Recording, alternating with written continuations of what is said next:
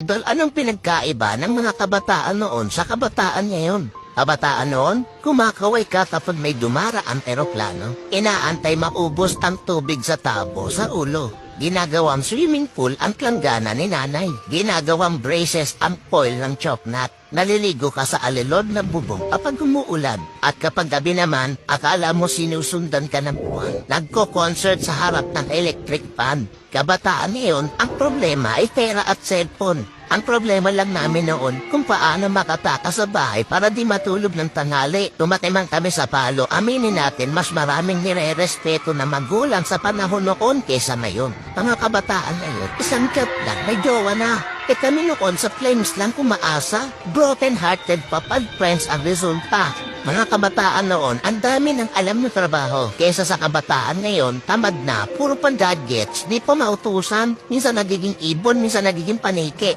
Wait lang. Batako. Idol, hindi kawawa ang batang inuutusan sa gawaing bahay. Ang kawawa ay yung batang lumalaki na walang alam sa buhay. Yung nakaranas lang ang pupuso nito. Will to yan.